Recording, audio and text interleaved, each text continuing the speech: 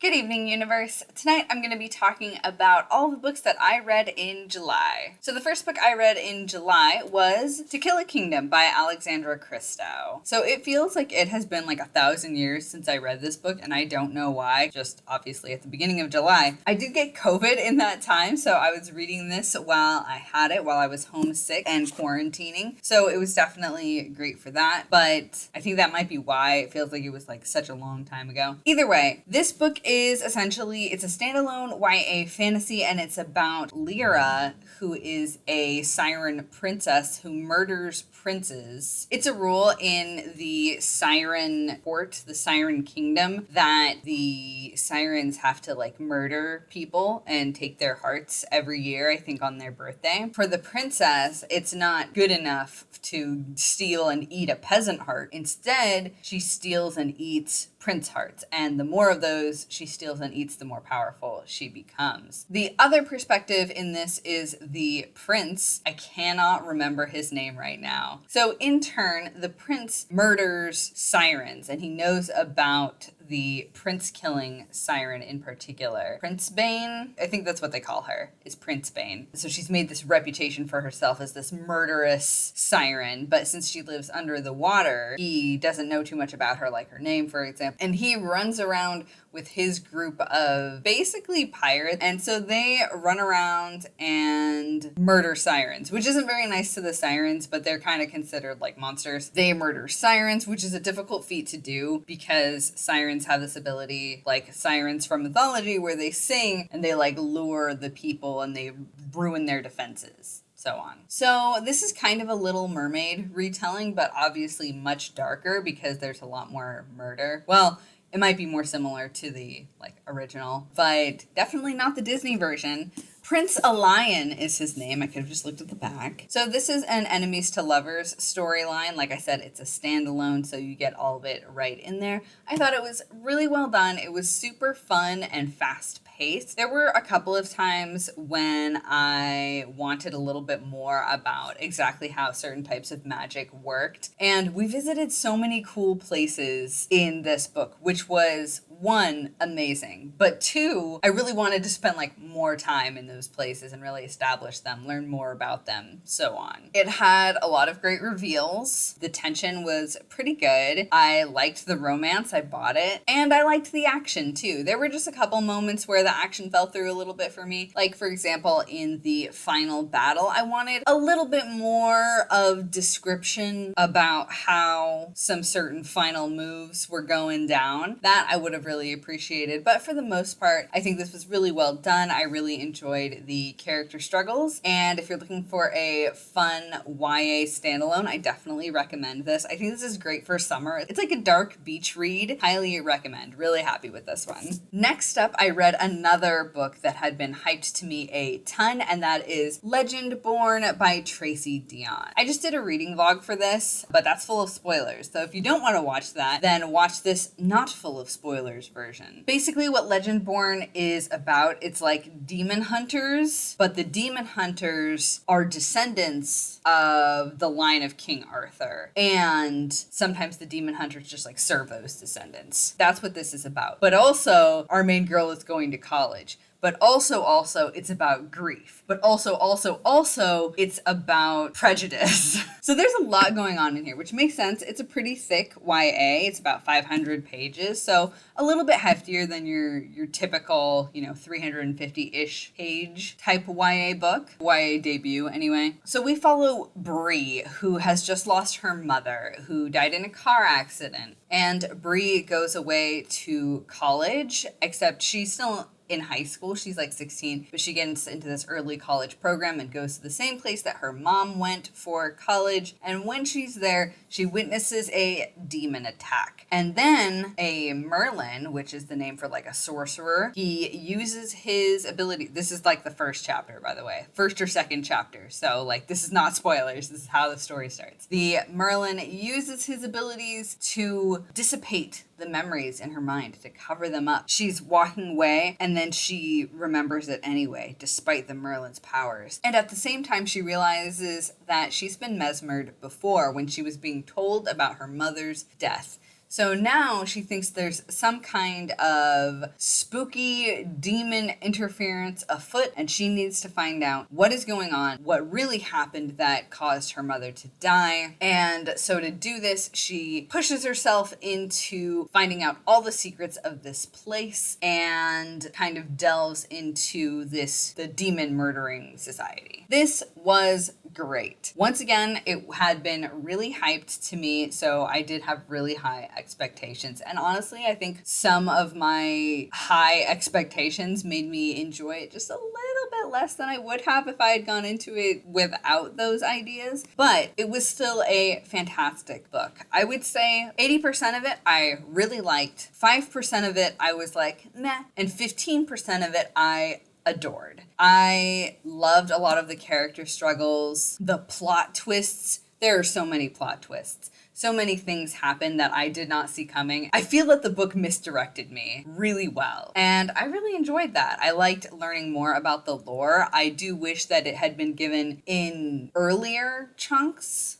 most of the time, like of the magic system and everything like that. I wish it had been delivered a little bit more cleanly and clearly and earlier, because there were definitely a lot of early moments when I was like, I don't know how this works or what is happening, and I would like to know those things. I understand though why it was like kind of held off in certain moments. The romance is very cute. So this is the beginning of a planned trilogy, and I'm super excited for the next book, which is called Bloodmarked, and it comes out in the middle of October. So I'm really looking forward to that, especially with that killer ending. It was so good. I really enjoyed it. I really enjoyed all the setups for the next books, and I can't wait to see where it goes. This is definitely a great time. If you enjoy contemporary fantasy, this is definitely one to pick up, especially if you like the Shadowhunters. I know a lot of people compare it to Shadowhunters, and it is similar in that demon hunting society secret type regard. So if you like Shadowhunters, I imagine you would enjoy Legendborn. I think Legendborn has a little bit more depth in certain ways. Like one of Bree's ongoing struggles is being Black in a location that is discriminatory against her for that. And a lot of it is in the very modern, not directly. It's like she'll see a statue of a plantation owner and it's this heralded hero there. Those sorts of interactions dealing with fallout from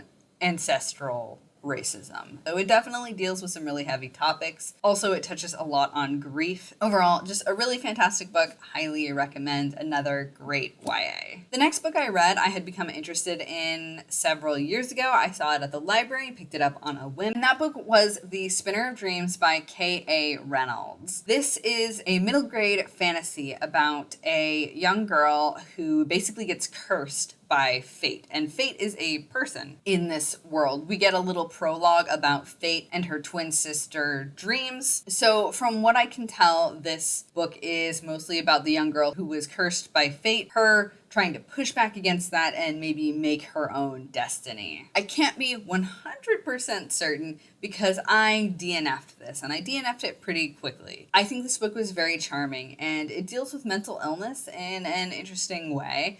The main girl definitely has anxiety, and I think there's a component of obsessive compulsive tendencies as well. That is one of the elements that drew me to the story. However, I wasn't really a big fan of the setting. It was a little bit, it's very hard to describe. I just didn't feel at home in the setting, and there wasn't enough stuff really grabbing me to make me continue with it. I did not continue this to the point where I typically like to continue books before I DNF'd it. It just really wasn't working for me, and I didn't feel like pushing through at the time, so I put it aside. And instead, I read Lore Olympus Volume 2 by Rachel Smythe. I have been so excited for Volume 2 since I read Volume 1, and Volume 2 did not disappoint. This is, if you don't know what Lore Olympus is, it's basically like a modern take on the Greek gods, by which I mean it's the Greek gods, but they live in like modern cities. It's like cities and cars, and it feels very sleek and modern, but also they're still